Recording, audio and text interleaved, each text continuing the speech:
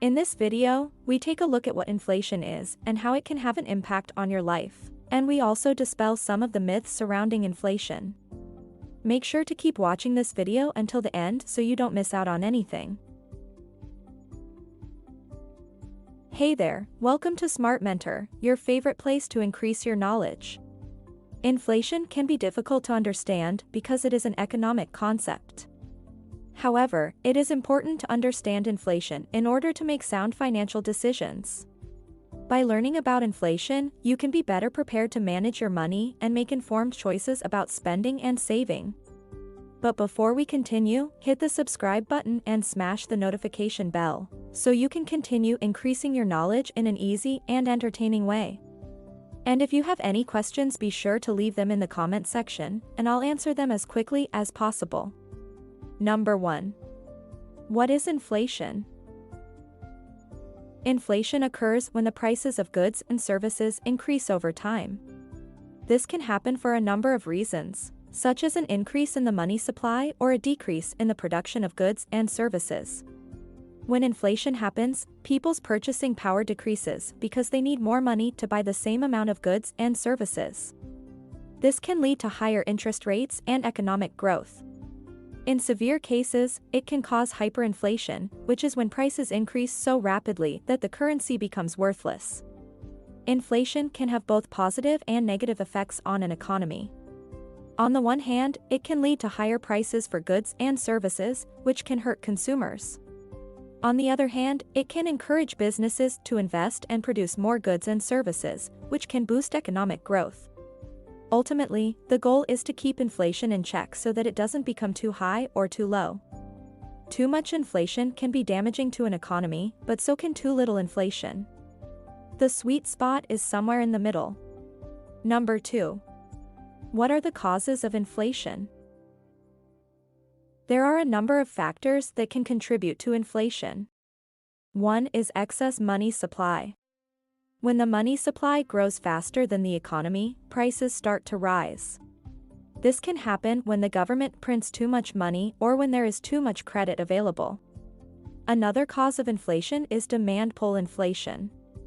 This happens when demand for goods and services outstrips supply. For example, if there is a sudden increase in demand for a limited resource, such as oil, this can lead to inflation. Additionally, cost-push inflation can occur when the cost of inputs, such as raw materials or labor, starts to rise. This often happens in response to an increase in demand.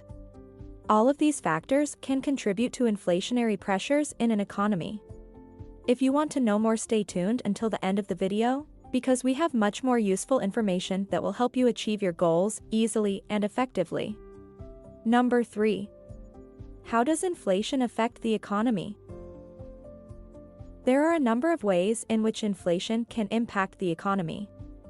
Firstly, it can lead to an increase in the price of goods and services, which in turn can lead to a decrease in purchasing power. This can cause a decline in consumer demand, which can lead to businesses reducing output and layoffs. Inflation can also lead to an increase in borrowing costs, as lenders will demand higher interest rates to offset the increased costs of lending. This can lead to a decrease in investment and economic growth. Finally, inflation can cause wage increases, which can lead to cost-push inflation and further economic problems. As a result, it is clear that inflation can have a significant impact on the economy. Number 4. What are the types of inflation? There are two main types of inflation: demand pull and cost push. Demand pull inflation happens when there is too much money chasing too few goods. This often occurs during periods of economic growth, as more people have money to spend and there is not enough production to meet this demand. Cost push inflation happens when the costs of production rise, leading firms to pass on these higher costs to consumers in the form of higher prices. Number 5. How to protect yourself from the effects of inflation. There are a few things you can do to protect yourself from the effects of inflation. One of the most important things you can do is to invest in assets that have the potential to appreciate in value.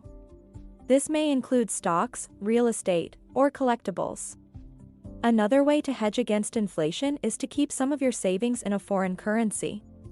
This will give you a cushion if the value of your domestic currency declines. Finally, remember to review your budget regularly and make adjustments as needed. By taking these steps, you can help to ensure that your finances remain stable in the face of inflation.